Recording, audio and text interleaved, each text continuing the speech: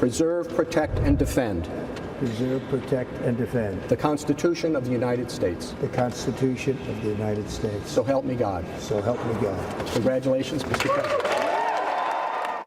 That was the moment exactly 1 year ago when President Trump took office for the second time. Today at the White House, the president spent nearly 2 hours recapping the first year of his second term, touting efforts on trade, the economy, immigration, and foreign policy.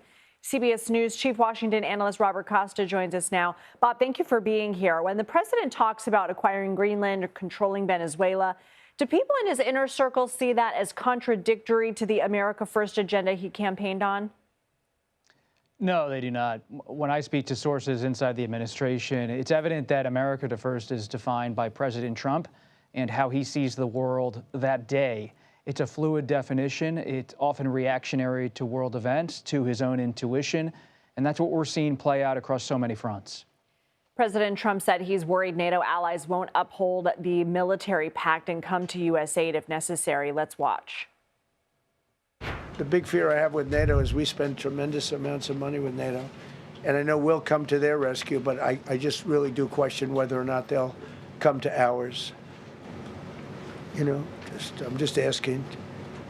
President Trump can be credited with making sure that NATO countries do pony up their fair share, but does questioning U.S. alliances resonate with his base?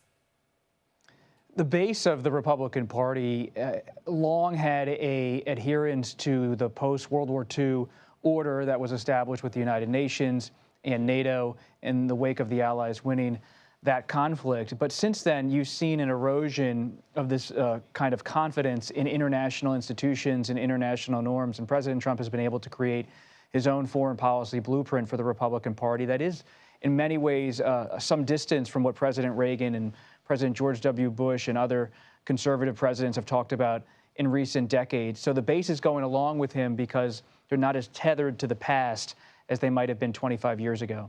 How much are his thoughts about his legacy motivating his actions in his second term? For example, when it comes to Greenland, when it comes to the ballroom, renaming federal buildings, and to what extent are the people around him this time not pushing back?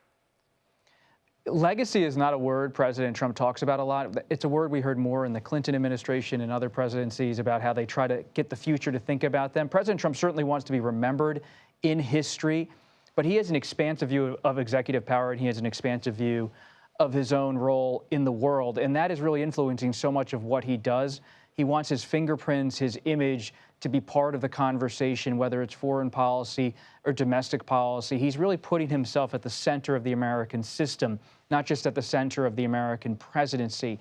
And that really is unprecedented. We hear that word a lot, but as I talked about on Sunday morning on CBS in recent days, this is someone who's really culturally, politically, economically putting himself at the center. And he has a Congress that's always diminished in a lot of these exchanges, and that's enabling him to move forward and presents him with many soft targets. All right, Robert Costa, thank you.